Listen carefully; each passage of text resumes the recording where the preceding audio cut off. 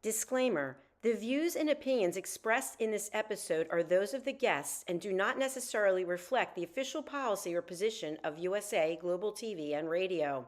The content presented is for informational purposes only and is intended to foster open discussion and debate. Viewer discretion is advised. USA Global TV and Radio does not endorse any particular viewpoint and encourages viewers to seek out additional information and perspectives. Saving America with Dr. David D. Schein.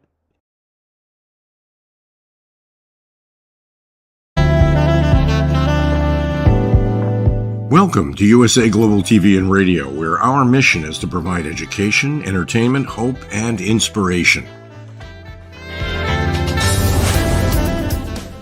USA Global TV and Radio connects you with experts and audiences all around the world every single day to help you succeed in business and to live a richer life. Visit us at usaglobaltv.com to learn about career and life-changing training and mentoring programs like the Listening Mentor. Subscribe to our newsletter to stay informed about our special programs and offers. Discover how you can become a guest on one of our shows or a host or producer of a USA Global TV and Radio show of your very own. That's USA Global TV and Radio, where the doctor is always in.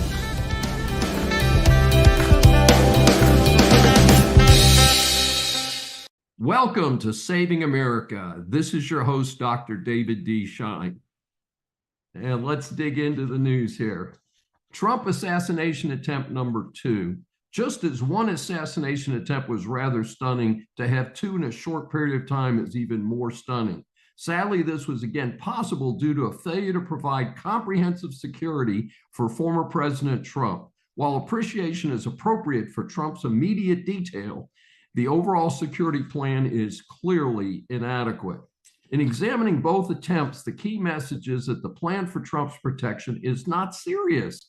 I have to wonder aloud if the government employees at the top, extensively Democrats, are consciously not providing the appropriate type of coverage. Of course, there are some deranged Dems who have even called for Trump to be jailed or killed.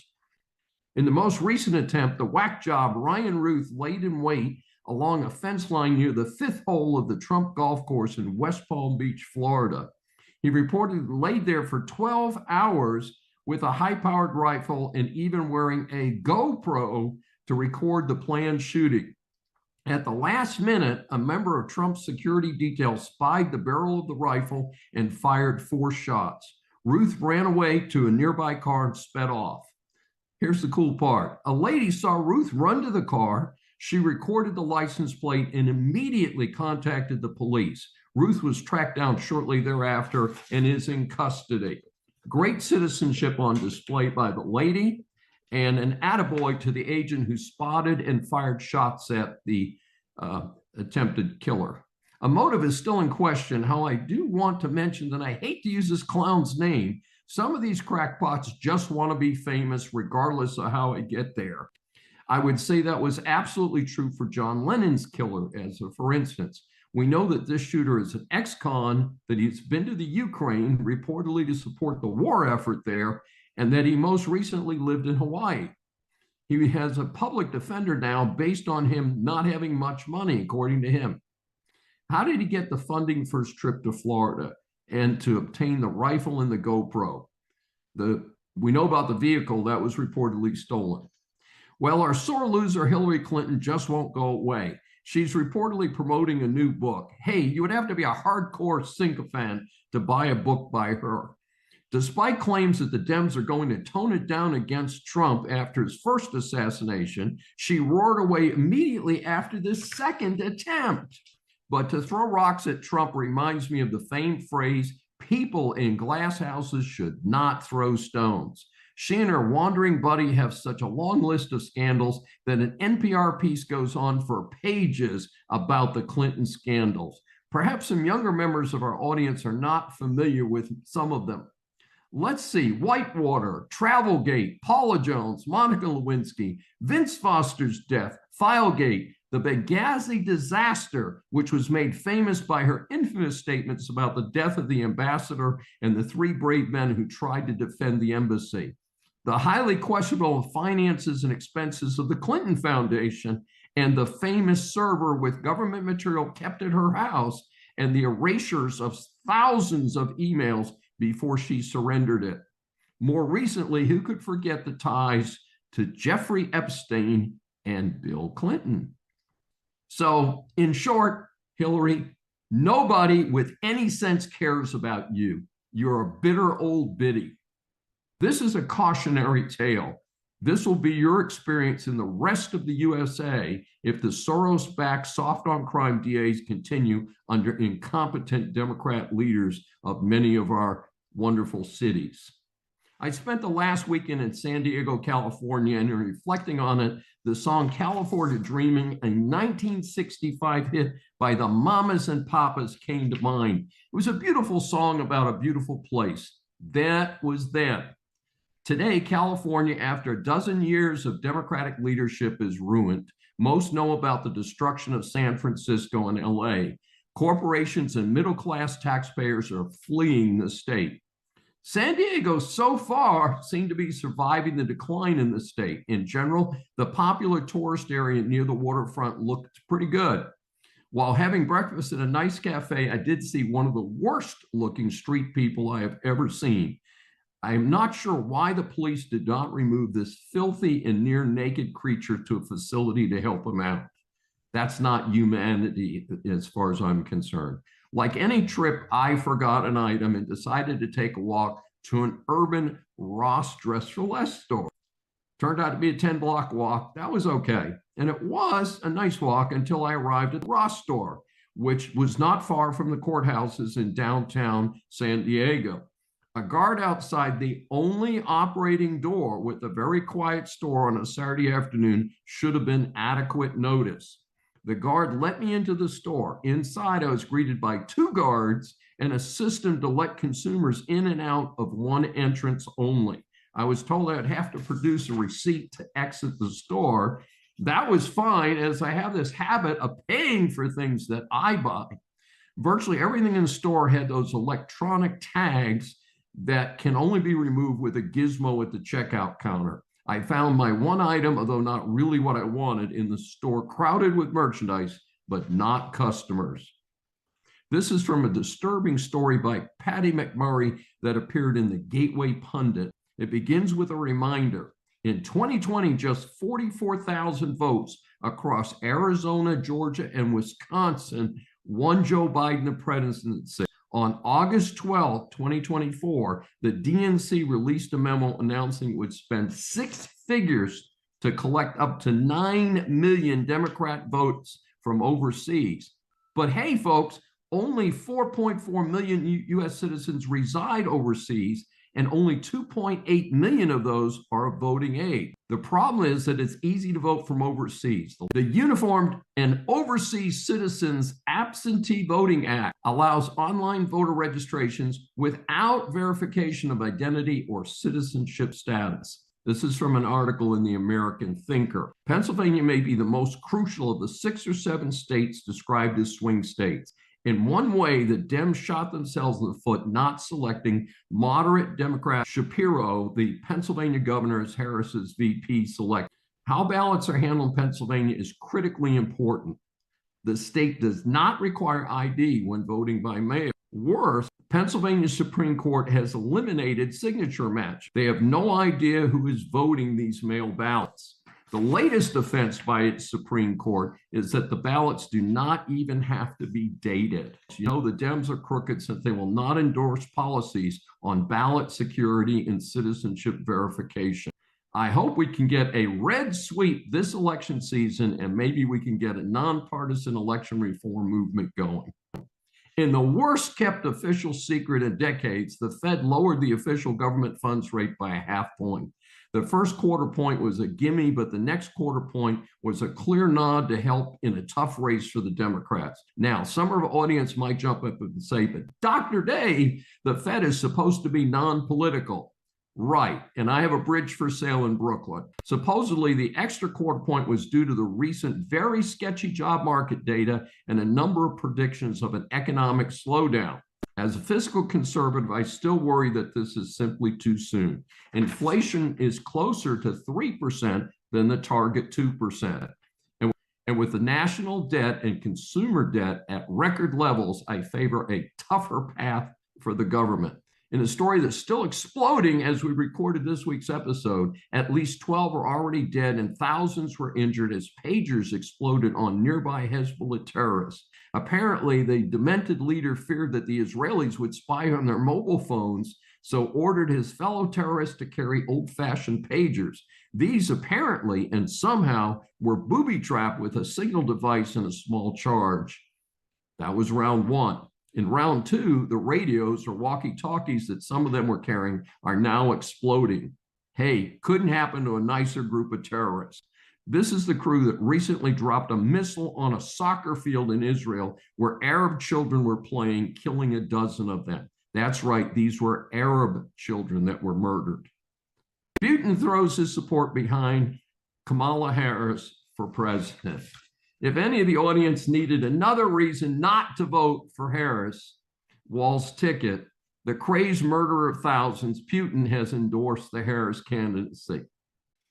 Wrapping up, scientists use food dye found in many places, including Doritos, to make see-through mice. Food dye transformed the skin of mice into a living window revealing blood vessels, muscle fibers, and gut contractions. This is from an oddball story in the Washington Post. They report that researchers from Stanford University injected a food dye known as yellow number 5 into the stomach, scalps, and hind legs of mice. The skin of the mice temporarily became a living window into their blood vessels, muscles, and gut. Now, while this is fascinating research based on light refraction, hey, for myself, I think I'll stick with X-rays. Our series of interviews for Saving America establishes that the world is full of interesting people. Saving America welcomes Dr. Danielle Lord. She is a native of the Pacific Northwest and has spent her career helping to develop others, creating unique curricula for organizations large and small, and served as a university professor. She holds a PhD in leadership theory.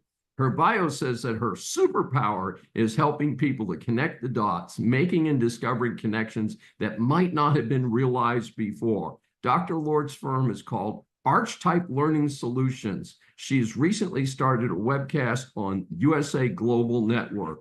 We welcome Dr. Danielle Lord for her first appearance on Saving America. Well, thank you, Dr. Schein. I hope it's the first of many. This is such an important topic. I think it's very well connected with the conversations that I'm having about really making sure we can bring compassion back into the world because it's so lacking right now. Sounds like a winner to me. As you know, we asked our guests 3 questions that we've researched in advance. So number one, tell us, our audience, about how leadership differs from management. I am always happy to talk about this particular topic because it is still very misunderstood. And there are still plenty of people out there who are saying they're the same thing. They are not the same thing. They are very different. It is my hypothesis that our management practices are really rooted in a historical element of the industrial era in which we collectively came together and started working as humans in factories. At that point in time, that industrial era, kind of the Victorian era, it was actually illegal, at least in the Western European context of Britain, to live in poverty. It was illegal to be poor. And you had people clamoring for jobs that paid pennies per day. It was very easy to be let go or terminated from that job because someone was always waiting to pick it up. So our whole context of work is rooted in that paradigm, which was all hail the machine. The machinery, the equipment, the automation was very brand new to industry, and everything that we knew was about making sure that those machines ran efficiently, and we needed management to do that. So management, by definition, is about a transactional process that includes budgeting, prioritizing, scheduling, tasking, making sure things are staying in line with the work that needs to be done to accomplish the goals. That does not require any human relationship. And that's where leadership becomes so important, and how leadership is different from management. It's making sure that those things are happening through an influence-based positive relationship in which the leadership and the team members are working together towards those goals. That's my definition. Fascinating. What can our audience learn from your latest book? Tell us a little bit about that. So thank you. I just published my latest book. It's called Engaging Your Employees. We are facing an engagement deficit in this country, and I would probably say worldwide. Engagement scores are, of course, what we call employee engagement is what is defined by Gallup as the discretionary effort that our employees, or our team members, as I like to call them, put forth in the organization. For 30 years, we've been telling people that your voice matters. And for 30 years, I haven't sat across the table with executives for 30 years, but basically at the time that I have spent, about half of that around the same tables with executives, listening to their conversations, has told me that the voice doesn't matter, the voice of the employee.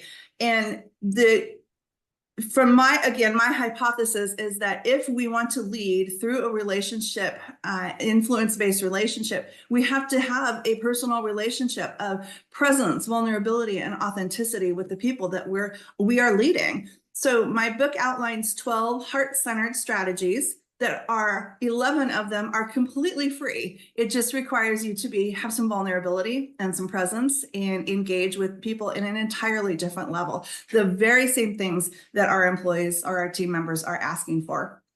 So that's my latest book. You can get the book. It's available on Amazon, and in the back there are 12 or 13 QR codes, and you can scan those QR codes and download a variety of tools to help you implement those heartfelt strategies. Fascinating. And our third question is, what's the best advice you can give to a business student or early career executive about achieving success? Because we talk about, if you want to be successful, you need to be more than a manager. You have to be a leader. So where does that come in, and how would you talk to your younger self or to someone that you know? And to all of my graduate students, I talked to them about the notion of the relationship, the leader team member relationship, and that is where you get the biggest bang from your buck. It doesn't come from ego. And that's the biggest problem that we have, I think, in our organizations today, is that we see the ego continue to perpetuate. We see the ego continuing to be rewarded. In our organizations, we are still rewarding for performance, not behavior. And there was a fascinating study, and it grew legs and walked off. I can't find my original copy, but it was from 1989 from Dr. Fred Luthans, who said that most as successful, as he defined them, so for those listening, I just used air quotes around successful, but our successful leaders are promoted based on the notion that they have made somebody else look good. And that was either through securing a large contract, bringing in a large amount of money, whatever that looked like was not necessarily always in the best interest of the team members or the people who make up the organization. So I always tell leaders, aspiring leaders in business, make sure that there's no trail of dead bodies behind you as you ascend into leadership roles. It is not about stepping on people. It is about lifting them up to make the organization a much better place. I've had my own very fascinating self-discovery, if you will, over the 2.5 years that I have been in business for myself. And I taught the innovation course. I was the lead faculty at the graduate school where I was at. And the MBA students were required to take a course on innovation. And part of that course was this idea of getting our business leaders to understand that innovation, creativity only comes when the mind is completely free of stress, the mind and the body, because it's an interconnected thing, right? The mind and the body have to be completely free of stress in order to be creative and innovative. And we're not free of stress when we have leaders that are micromanaging us, when we have leaders that are promoting toxic behavior, when we have leaders that are chastising everything that we do.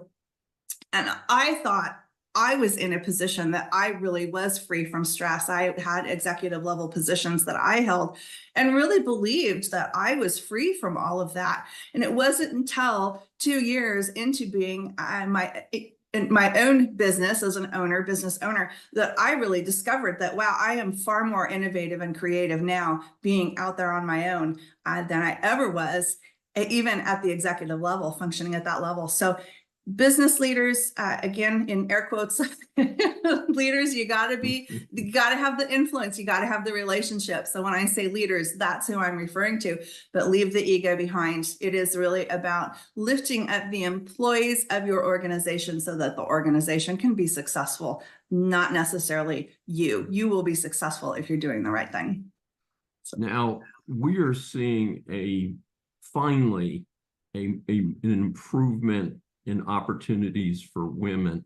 Do you give different advice to women than men, since women have been used to now, gee, it's terrific, I'm moving into management, but the transition from management to leadership may be a little bit more difficult for women? I do absolutely believe that that is a truth. And I think what happened was, in the 1980s, I think we had enough scientific research or data to really demonstrate what good leadership looked like. And that's when we did start to see women enter into those leadership positions in 1980s, 1990s.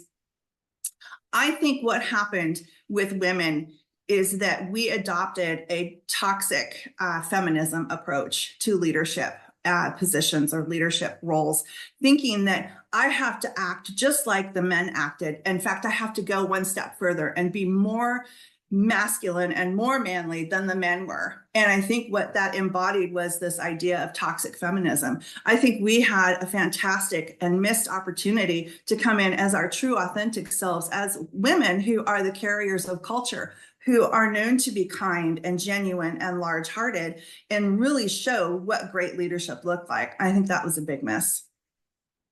Fascinating. And as you know, we try and keep this short so people will actually listen to these interviews. But how can our audience get more information about you and your book and the things you're working on? Thank you. So you can call or text me at my business line, which is 253-269-2116. I take calls or text messages. You can also email me at Danielle@archetypelearningsolutions.com. And the things you think about when you're naming your business, you don't think about how long the email address is going to be. But Danielle@archetypelearningsolutions.com. That is also my website. You can find my website at that same address, archetypelearningsolutions.com. The American higher education system is in trouble. It is time for the leaders of higher education in the United States to take stock and work on absolutely necessary reforms, or you face having it closed down. I'll speak for myself first. I came from an economically challenged background. What did I have going for me? Number one, parents who were encouraging me like crazy to focus on schoolwork. Neither one of them got past high school. And then a first-class K through 12 experience, K through 8 in a Catholic grammar school under the old system with mostly nuns teaching, heavy-duty focus on reading, writing, and arithmetic. Gee, what an idea. And then after that, very good public high schools. So the teachers were committed to education. None of this union nonsense, none of this, gee, we'll go on strike. None of this will close the classroom or don't show up if you're not wearing a mask. We've got to get past that in America, folks. So I did well enough to get a full scholarship to an Ivy League college. I later realized full scholarship is not exactly a ticket to ride. I did have to have federal loan money, and I also had to work all the time that I was in college. Nothing exciting about that. That's still pretty much true today. I did find that the Ivy League school that I went to was already contaminated with leftists and commies. The positive was that I was mostly taking science and business courses that had not yet been polluted by this movement to the left. And so I made out okay. Plus, the other thing I want people to understand is because of my solid parenting and solid lower grade education, I already had a good ability to think. I was not influenced by leftist professors. I knew the difference. I knew who had their heads screwed on right, and we work from that standpoint. And I think that's important also. So, it's part of the way this thing works. But over my life, I've earned a BA at the Ivy League school, an MBA, a law degree, and a PhD. And that PhD, I went back 25 years later after a successful legal career in order to enter higher education as a professor. I've put in my time, I've worked my butt off, I've done my publications, and I've made it to a full professor level, which was my objective when I went to get my PhD some years ago. For me, education was that pathway to a real and rewarding life. And I've been able to share that with my children and hopefully my grandchildren. And that's what's important to me. And I think that the value of education, at least in my book, is not hard to understand. But we've got a lot of folks out there saying that college education is no longer valuable. Well, what are some things that could be done to move forward and to be sure that that path is well done and is valuable? But let me quickly provide a disclaimer. Not everybody needs to go to college, and not everybody needs to go to college directly out of high school. Sons took time off before they went to college. When they did hit college, they hit it with a vengeance, and they both, I'm proud to say, did very well. So that sometimes a little break in the action helps. What do we need to do now? Number one, woke classrooms must go. The real world is not woke. Anyone who tries to claim there are more than two genders, for instance, needs to be tossed out of higher ed. Communist teachers, this is America. It is success is based on capitalism. Every failed government in the world has failed due to corruption and communism. Let's get straight, folks. There's not a diversity of opinion that we need to have on this particular issue. The commies have lost, and they've lost consistently throughout the world. And if they ever gain control of the world will have lost.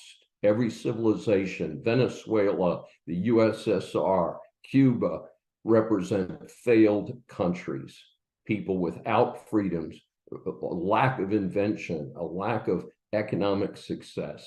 Let's not fool ourselves on that. Number three, no connection of higher ed in many cases to the real world. Even if you are being taught literature, drama, or theology, there must be a target for the use of that education. Where will these students be in their studies? And think about it. A 20-year-old or 22-year-old today very likely will work for the next 45 to 50 years doing what, using what skills? Go woke, go broke, and that includes students. Number four, we've got to focus on intolerance. Intolerance across the board is what we're seeing in many institutions of higher education. In fact, many of the highest rated in the past. And I say in the past because again, I'm a vocal critic of Harvard. I don't think it is the school that its reputation had brought it to. And I think that's a very important consideration. Can it regain it? It has billions and billions and billions of dollars in its endowment. The answer is yes, it can regain that position, but it needs to get its head straight and along the lines of what I'm talking about in this particular episode. Educated people like myself were exposed to everything. We didn't have to like it, but we knew what it was. We did not cry in the corner. We did not attack teachers who disagreed with us. Adults understand that there are many points of view. This does not mean a student has to adopt the garbage from the left, but we certainly need students to see and understand all different points of view. Number 5, lack of return on investment. Parents who send their kids to major in vague subjects like gender studies, communications, that doesn't have a focus on PR marketing and so forth, are indeed wasting time and money. We are in a business. Call them the minimum wage workers for the future if they do not have a focus in college and take the courses that will direct them towards some specific type of activity. For instance, most grads with a psychology undergraduate degree will need to have a master's degree to get a decent job. Accept that up front. Again, I have close friends who are clinical psychologists, 6 years post-BA in order to practice their profession. It's part of the deal. I have numerous friends in human resources, psychology undergraduate degree, and then advanced training in human resources. Great HR people, but there's a focus there. Don't expect it to be delivered with the bachelor's degree. Number 5, complaints about costs while teacher salaries wither away. Oddly enough, the major complaint about college is that it costs too much. Well, guess what? We faculty are not even keeping up with the last decade's cost increases, much less the radical inflation of Bidenomics. A lot of the cost today is for non-classroom staffing and expenses. Time to examine varsity athletics and government mandates just to get started. Eliminating the U.S. Department of Education, which has been frequently mentioned by conservative advocates, certainly sounds like a good idea to me. And you say, what about standards? States can establish standards, and I don't think that the U.S. Department of Education has done anything other than make education more expensive. And I'm very critical of college athletics. Probably the most extreme example is that the Texas A&M University just fired its head football coach, and according to media reports, they owe him a payout of $76 million. Guess what, folks? That is barely less than the entire endowment of the small college where I teach. Yes, folks, ludicrous situations are happening in athletics. It's time to re-examine what we do. And by the way, I am a supporter of what are called intramural athletics. Students can play sports for fun. What's wrong with that? We, the American people, must demand our college education system that supports our society. Support schools that do that, and stop sending your money and your kids to schools that do not provide a return on investment. Business students, business persons, or consumers, business law impacts much of what you do. This segment is designed to help you get past the headlines on key stories. An international court that arbitrates disputes in elite sports has ruled against transgender swimmer Leah Thomas. Thomas, who made headlines swimming for the University of Pennsylvania women's swim team by defeating Riley Gaines. She was swimming for Kentucky at the time. Subsequently, Gaines has been on an international campaign to block biological males from using their natural muscle mass and size in competitive women's sports. Thomas brought a legal challenge to rules preventing female-identifying mature males from competing in women's events. It's very specific, folks. The forum was the Swiss-based Court of Arbitration for Sport, CAS. It dismissed Thomas's request to overturn a June 22 decision by the World Aquatics to ban transgender swimmers who have been through male puberty from competing in elite women's races. This was a change in position, as the previous determination was that female-identifying male athletes could compete as long as they lowered their testosterone levels below a certain point. But the organization changed course after a scientific panel found that even after taking medication that lowered testosterone, male competitors still had a significant advantage over women. Of course, that is what Riley Gaines has been arguing with the NCAA here in the United States for at least the last 2 years. Gaines is now among a dozen women athletes who have filed suit in federal court to have NCAA follow the international court.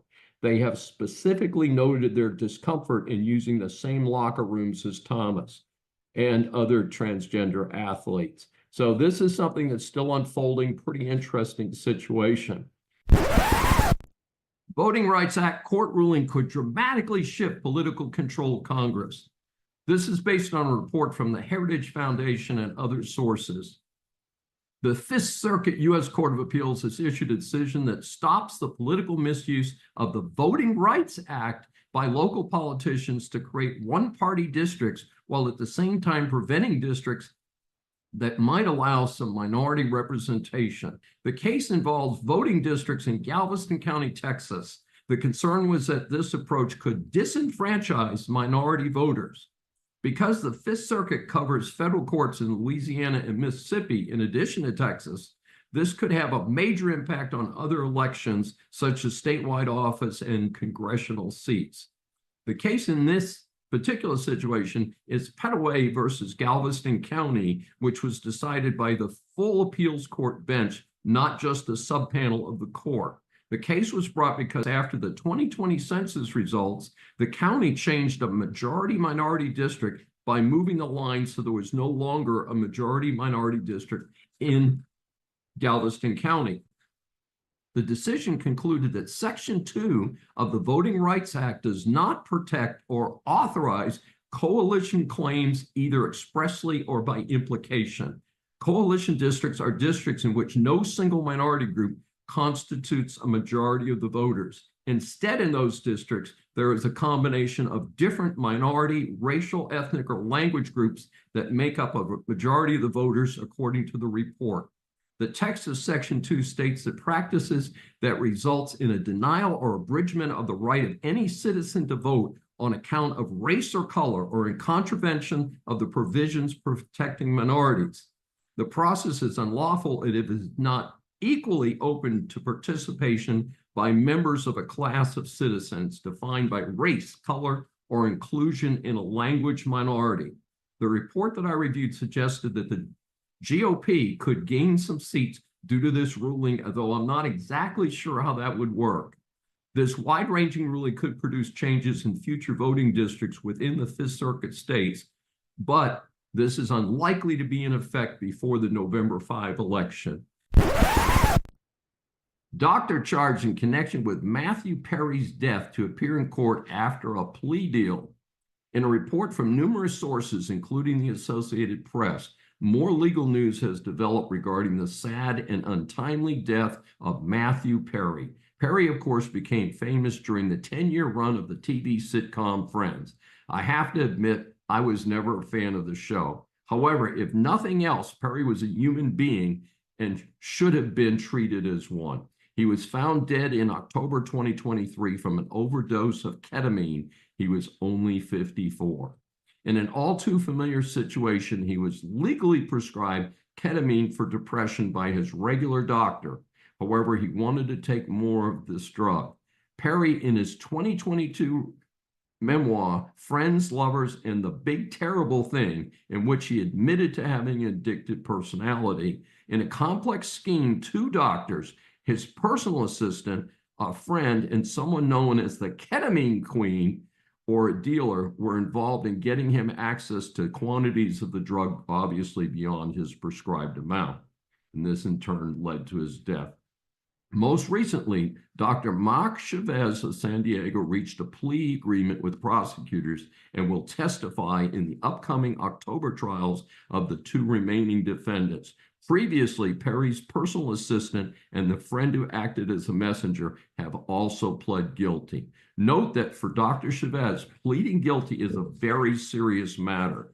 He will likely lose his medical license and he could be in prison for up to 10 years. The two defendants who have pled not guilty are the other doctor involved in the case, Dr. Salvador Plasencia and Josephine Senka. She is a woman who authorities allege is a dealer who sold the actor the lethal dose of ketamine. For these two defendants, they are charged with causing the death of Perry and could face life in prison if convicted. It is well known that medical doctors in the United States can make very good incomes. It is unfortunate indeed to see that greed, even for people who already can make a significant income, would risk their livelihoods for a few extra $1,000. And our series of interviews for Saving America establishes that the world is full of interesting people. Saving America welcomes Ken Peterson. He has more than 30 years of experience developing and implementing enterprise risk management and human resource consulting solutions. Peterson founded Churchill and Harriman C&H in 1986. Since 1997, C&H has developed and implemented enterprise risk management and third-party risk management solutions for large enterprises. C&H helps clients select and implement controls, processes, and tools that identify, measure, and manage enterprise risk. Under Peterson's leadership, C&H advises clients on enterprise risk strategy in healthcare and financial services, as well as helping government agencies improve critical infrastructure. C&H also serves Fortune 100 clients in healthcare, defense, entertainment, finance, insurance, life sciences, manufacturing, mobile commerce, technology, and transportation. C&H is an assessment firm member of the Shared Assessments Program. Peterson is an active leader in the international standards community. C&H earned the distinction of being the first approved ISO 27001 and ISO 22301 associate consultancy by a leading global registrar. We welcome Ken Peterson for his first appearance on Saving America. Thank you, Dave. Just like I said, sometimes I have to cut these bios a little bit so we'll have time to ask the questions and all that. But what a great background, and it's our pleasure to have you here. Our first, as you know, we ask our guests 3 questions. Explain to our audience why firms need to identify, measure, and manage enterprise cybersecurity risk. Well, there are a number of very formal reasons in answering that questions, Dave. Number one, industry and government require that firms identify, measure, and manage their risks now. It's simply a matter of the depth and breadth that an individual industry or a public entity has to do so. And increasingly, organizations at the board level are required through public filings and through their investor relations functions to produce the outputs of the identification, the mitigation, and the listing of those formal risks when they go through these annual processes. So there's a very formal reason for doing so. Another reason for doing so, Dave, is that particularly at a time like this, when budgets are tighter, is that you want to prioritize those risks, so that if you only have a certain budget to attack these risks in a given year, you want to attack them from what we have identified as your chief risk, and then work your way down that list as far as you can. Wow, so it's certainly something we hear so much about cybersecurity today, and there's so many different aspects to it. And our second question, what are the biggest cybersecurity risks that you see for your clients as we charge through the 2020s? I think right now, Dave, we're in an interesting time for 2 chief reasons. Number one is the increased use of artificial intelligence, depending upon the organization, whether they're a commercial enterprise or a public enterprise, such as a federal or a state agency. Everyone is looking to leverage artificial intelligence. And again, depending upon the industry that you're in or whether you're a federal agency or a state agency or a local agency, there's going to be rules and regulations that you have to adhere to formally if you choose to use artificial intelligence. So that's the primary reason. Another reason for this, Dave, is that because we've practiced now at an international level with the most discreet clientele in the world in financial services, healthcare, other industries, and for public entities, every great once in a while, the stars get aligned and there's a confluence of burgeoning compliance requirements that are put upon industry or are put upon a public entity at the federal, state, or local level. This is one of those times. So rather than work your way through these risk assessment criterias or these risk management frameworks, you need a formal advisory partner like we are to help you optimize your resources as you attack those, because each one of those is going to have a different standard of care and is going to have different requirements that are put upon you that you're going to have to adhere to in order to satisfy those individual requirements. So it's really twofold right now. So it's a particularly interesting time, Dave. And now, just to clarify one point, you mentioned the significance of artificial intelligence. Does that make the job of cybersecurity more difficult? And if so, what's happening there? It does, Dave. We have across industry and to some degree in public entities, as I've just referenced, elements of artificial intelligence has been used for more than a decade. Some of the viewers might be familiar with the phrase continuous monitoring. Well, in the cybersecurity world, continuous monitoring often utilizes elements of artificial intelligence and has for some time. Now we're at a point where in different elements of cybersecurity, whether it's a deepening of the use of AI in continuous monitoring or in other elements of cybersecurity, the use of artificial intelligence is on the rise. And so there are institutions that are already, and I know this because we are working with clients now that are in this category of critical infrastructure. Organizations are looking at frameworks such as the NIST artificial intelligence framework or the ISO International Standards Organization artificial intelligence standard, in order so that they can produce artifacts that are leveraged within their environment to produce artifacts that are then shared twofold, Dave, with their internal users, whether it be investor relations or compliance or their legal community, and simultaneously use with their external stakeholders, such as their customers, their prospect customers, or their regulators.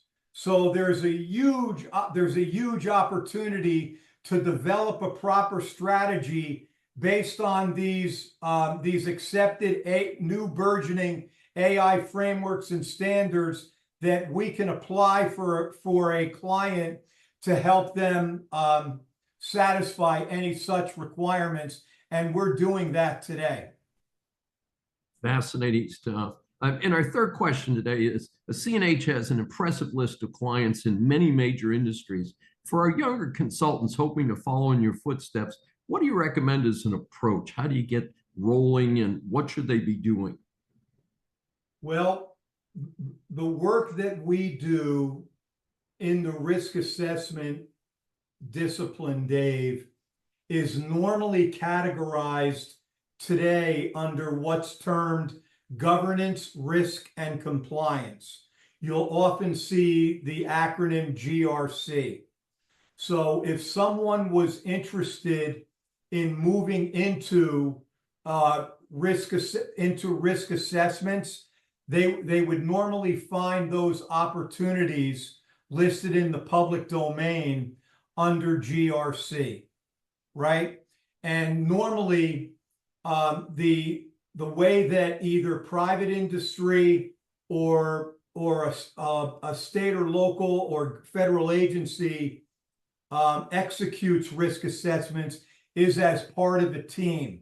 So normally a junior person would work in a role that they're found to be comfortable with, and then once they prove that they can formally execute all those responsibilities, like in most other disciplines, Dave, you move up in the ranks and your responsibilities are expanded upon. So that's the typical path in. I will tell you that from my own experience, Dave, what attracted me to the risk assessment world, and I hope my enthusiasm comes across, is that there's a level of rigor and there's a level of execution and the dotting of the I's and the crossing of the T's.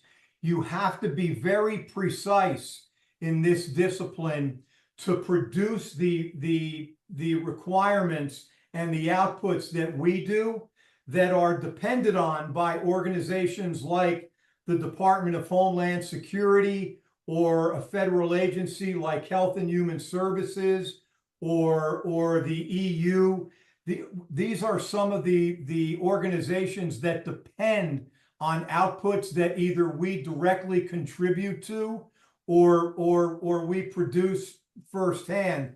That's what's exciting about this discipline, sir. Fantastic. And Ken, obviously we just touched the tip of the iceberg here. How can our audience get more information about you and your firm? Well, they can look up Churchill and Harriman. Our website is C for cat, H for Harry, U for United, S for states.com. There's a lot of information on our website. And we also, including elements of risk assessment. For example, we recently did a webinar for the automotive ISAC, which really gets into some deep risk assessments that we've done for private industry and for government. So I would point people directly either to social media or to our website, Dave. Very great stuff. And again, we really appreciate your being here today. As we grow up, a common reference for success or failure is the letter grade. Whether we are in grammar school or college, we all want an A grade and certainly regard an F as a big failure. Here at Saving America, we scan the news for reports of celebrities, politicians, or others who just end up in the public eye. So the A grades are awarded to people and organizations for great service to their communities, and the F grades, of course, are unfortunately more common, are awarded to those who need to do a lot better. The badge of dishonor today belongs to well-known Katie Couric, the former host of the Today Show and an alleged journalist. She was on a talk show recently and was asked how she viewed Trump voters. And we're going to quote, "The socioeconomic disparities are a lot, and class resentment is a lot, and anti-intellectualism and elitism is what is driving many of these anti-establishment people, which are Trump voters. So I think that is a huge problem we have to address." So voting for Trump is a major problem that people like Katie Couric need to address. That's kind of interesting. Katie Couric is a graduate of the University of Virginia. I hold 2 graduate degrees from that well-regarded university. I take no joy in a fellow Cavalier being this ignorant. Maybe years of fame and fortune have taken a toll on good old Katie. For the record, again, I am not a big supporter of Trump. However, he is the only candidate for president this time that I can support. I do feel that voters of many stripes and descriptions support him. Recall that good old Hillary Clinton referred to the Trump supporters as deplorables, and in my opinion, that helped her to lose the 2016 presidential election. And I see Katie doing that in this particular situation. So, Saving America awards today's F grade to Katie Couric for both being blind to today's realities and failing to connect with a large swath of Americans who support Trump. Don't believe the headlines, folks. The lefties lie like usual. A term I used to hear a lot was spin doctors. It usually referred to public relations pros who could make a total bomb of a movie sound like it was the best movie you ever could see. The communist scum dominating the slopstream media and the Democrat Party love it when they think they have a leg up on anything that looks like a conservative situation. In current parlance, a red state is a conservative state and a blue state is a Democrat state. The irony of this is that during the Cold War, we called the commies Reds. So even the choice colors are part of the current day spin by the slopstream media and their colleagues. In any event, the dummies like to point out that some of the worst crime stats are coming from some of the red states. How can this be true? Aren't those the states with the right to carry gun laws and tough on crime policies? Well, you see, it's a little bit different than that. The truth is in the stats, which the liars do not want the public to actually analyze. Let's take our nearby neighbor. I'm in Houston, Texas, up the road about 2-3 hour drive. Travis County, Texas, with the base of Austin, Texas, the heart of liberalism and Marxism in the state of Texas. Place is dominated by a whack liberal operation. It has runaway crime. It has the 15th highest crime rate in the country, including homicides. Check out the homicide rates by county instead of looking at state averages. Deep Blue Harris County, seat of Houston, Texas, is a heavily criminal area, despite the fact that it's located in a red state. In fact, currently undergoing a mayor's race where the number one issue of all of the candidates, including the two leading Democrat candidates, is crime. Yes, folks, crime.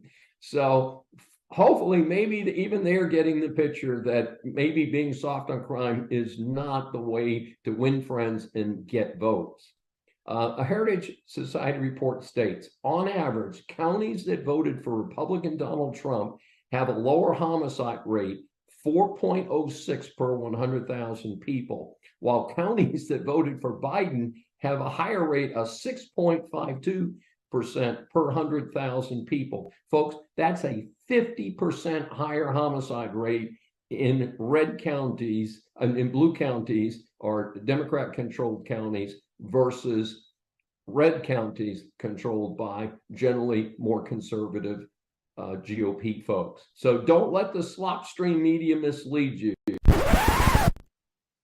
Thanks for joining me for Saving America. If you have questions or comments, please find me on various social media sites. I'm Dr. David D. Schein, and I will see you next week. Welcome to USA Global TV and Radio, where our mission is to provide education, entertainment, hope, and inspiration. USA Global TV and Radio connects you with experts and audiences all around the world every single day to help you succeed in business and to live a richer life. Visit us at usaglobaltv.com to learn about career and life-changing training and mentoring programs like the Listening Mentor. Subscribe to our newsletter to stay informed about our special programs and offers. Discover how you can become a guest on one of our shows or a host or producer of a USA Global TV and Radio show of your very own. That's USA Global TV and Radio, where the doctor is always in.